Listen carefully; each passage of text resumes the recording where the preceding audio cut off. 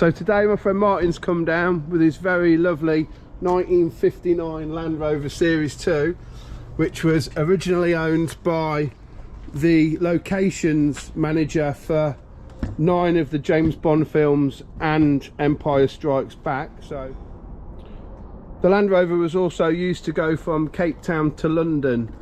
It's still got all the original markings from it. This is completely untouched. It's still running the original engine, transmission, everything. So it's pretty cool. The reason he's brought it down is for us to try and get this Reliant engine running. It's out of a 1972 Reliant and it's going in a 1933 Austin sports car, which Martin has built. So he's been trying to get it running for a few weeks now, with no joy. So we're just going to go through some of the basic settings on it and hopefully get it to fire up in the back of the Land Rover.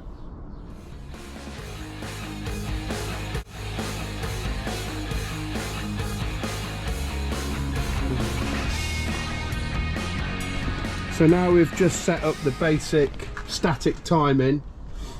What we're going to do now is just connect fuel.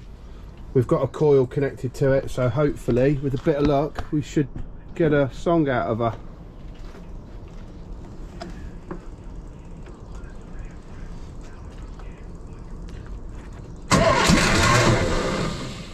Close.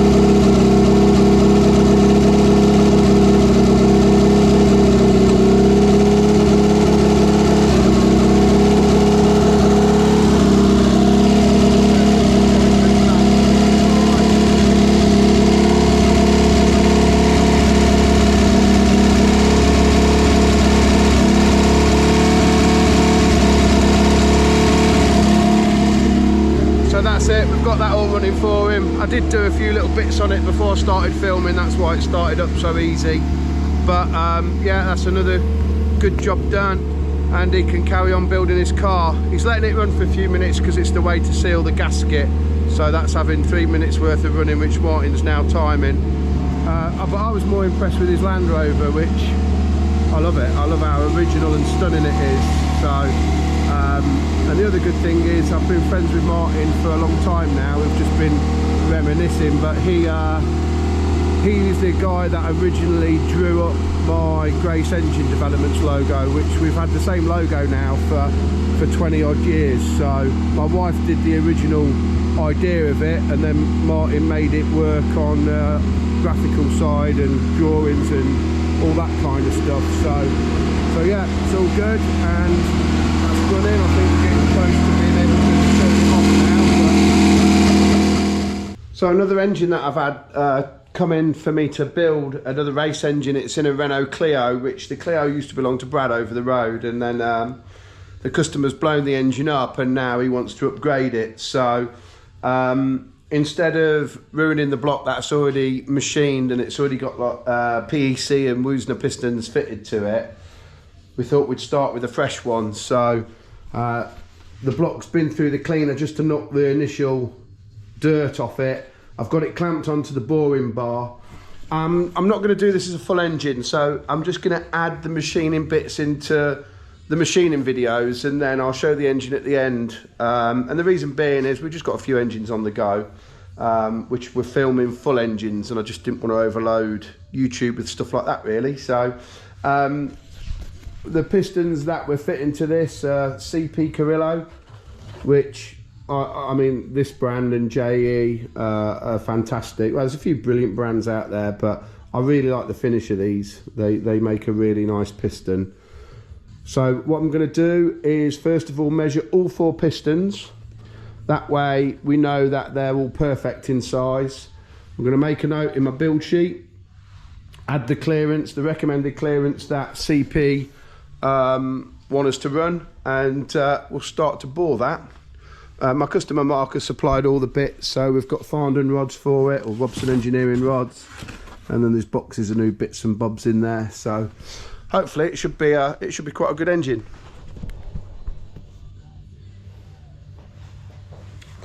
So straight away on the Renault F4R engine, like I said, I was going to measure all 4 pistons.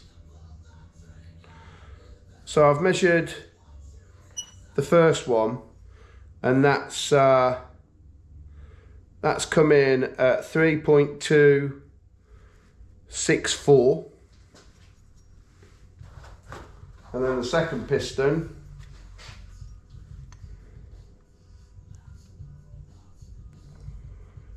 is a thou smaller. That's come in at 3.263. So it's not a problem as long as the weight's the same. The first thing that I do is check that the batch number is the same, because they're marked here and here with the batch number. And all it means is I mark the pistons 1 to 4 anyway. I always do that on a race engine or something that's being balanced. But what it means is when I hone the block, I will hone the cylinders at 2 different sizes, because I want to run the piston manufacturer's recommended piston to bore clearance. Well, the pistons are 2 different sizes, so I'm just checking the third piston now. So that's bigger. That's the bigger size. So it's probably going to be, yeah. So basically, there's one piston which measures to be a thou small. So what I'll do is I will just correct that in the bore, and then mark each piston 1, 2, 3, 4, and then sort it that way. I'll quickly measure the pistons just to make sure that they are all pretty close. I mean, if it's miles away in weight, then I'll have to make a phone call and try and get these pistons swapped out. But I'm not so fussed about the thou difference, but like I say, I can make that up in the bore. But I thought I would just film that just to show that even the best quality pistons in the world, you can't just measure one, bore it and fit it, because it's not right. And I thought I would give you a quick workshop update and just show you how we're getting on. So the only thing that's really happened out here is the CCTV is now installed and working. Tom has been out and fitted the concrete for us, put in the drain, concreted all the way down the side, ready for the wash bay at the back there. He's put a drain in for the toilet. He's put a drain in for jet washing at the back here as well. We're going to have a room built here which will come to about here roughly, and then go out to the back. And then Sam has been fitting with Graves the tray up there, because we've got 2 aircon machines now that Sam's put in down there, and he started doing the trunking and started doing all the aircon for the unit. So this was a lot better. I mean, when we first moved in, this was completely overgrown out here. I mean, you couldn't even see down there, so that's a big improvement. I'm really chuffed with that, so a big shout out to Tom, thanks mate. And then inside, not a lot's changed in the shop, so I don't need to show you anything in there really. We're just waiting now to fit the brick slips on here and then tile the floor, but with the weather being so cold I just didn't think it was worth doing that. And then in here, nothing's happened on my Euro car yet. We've got the engine out my pickup for topping and tailing, so that's all stripped now. Sam's actually working on them today. We've got 90% of the paint off my dyno cell. We just put a test colour on that because that is the same colour as my Pro Valve, the grey on my Pro Valve machine. So we was going to repaint some of the machinery to suit that, and we had a bit of leftover paint last night, so we thought we'd just put a bit on there, but with us still having to scrape the dyno and level it all up, that's going to have to come off again. Ian's come out to measure up for the new mez to go across here, so hopefully that'll be getting done quite soon. We bought a new speaker for the workshop called Soundbox. That's brilliant, battery powered, so we can take it racing. And then we've moved, well, the boys have moved a fair few machines over now, so Larissa did me, the L&N Graphics did me the graphics from a door, and we're going to just order some more for upstairs, but I'll show you them later. And then when you walk in here, this room's probably the one that's nearest to being done. All the floors done. I've had the graphic there. That's Reese's engine all back together, ready for him. That's Danny's engine going back together.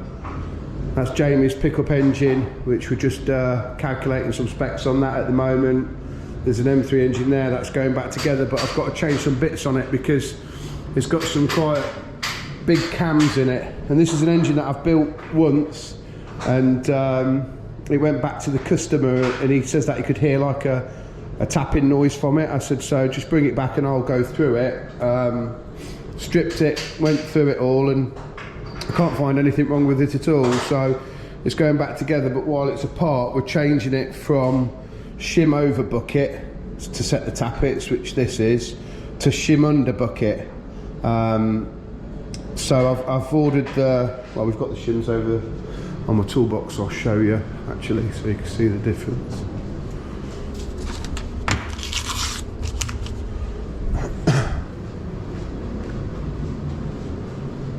So Ray at West Tuners supplied me these. So basically the shim sits on the top of the valve and then is under the bucket, and what that allows is just more of a surface area for the cam to swipe across.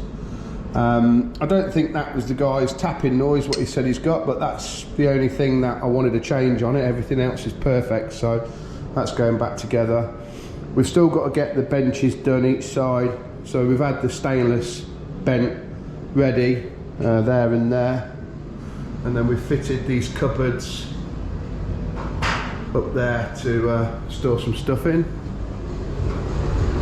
And then the balancing room, apart from Carl coming to fit the doors for us, this is pretty much done in here. There's a section of drawers going down here, and then we're going to put a shelf all the way along here with a towel dispenser on it.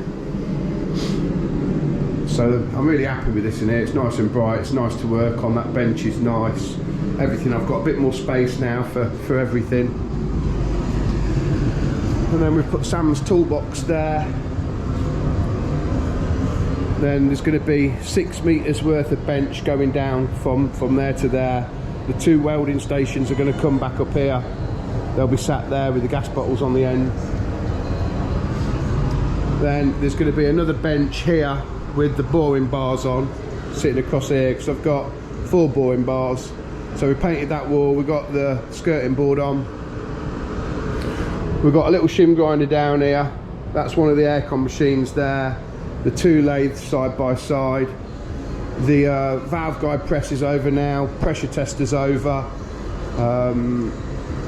One head skimmer's going there. We're going to paint that the same as like what we've done with the other machine in a minute, I'll show you. And then we're going to put another head skimmer next to it, and then the pressure tester will move down one.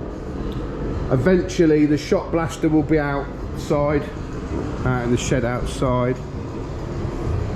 This tiny little lathe here, I'm going to stick that in the head shop. It'd just be useful if I need to clean something up, saves me running up and down stairs.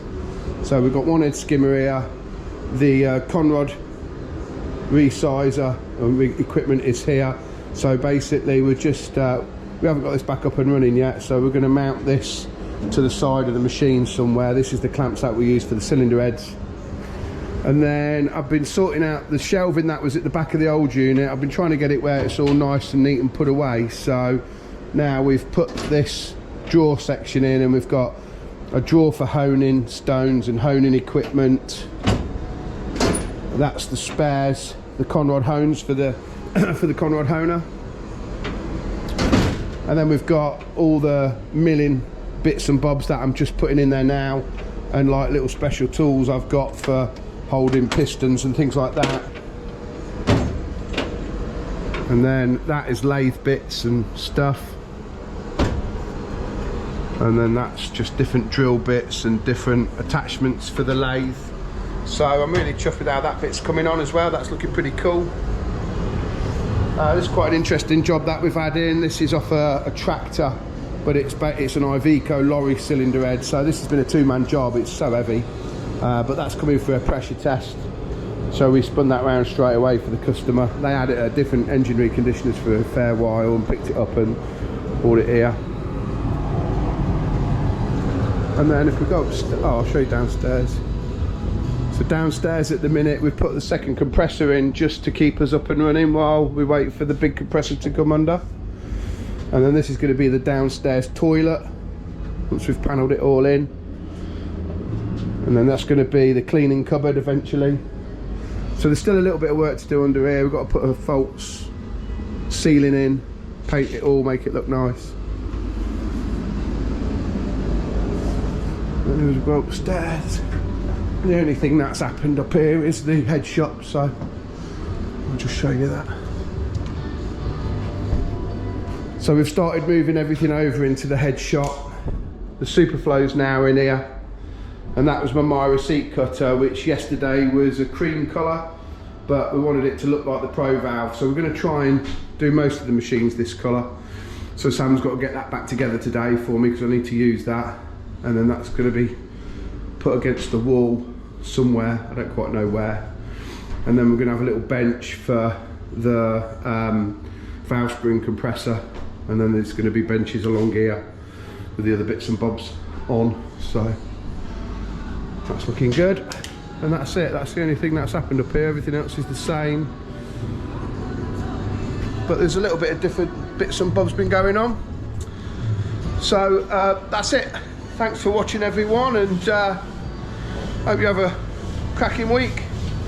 And if you could subscribe to the channel, that would be appreciated. I've noticed in the analytics of YouTube that only 25% of the viewers are subscribed viewers, so the 75% that haven't subscribed, if you could, it would be brilliant. It just makes it easier for us to do the channel, and yeah, thanks again for viewing. See you later.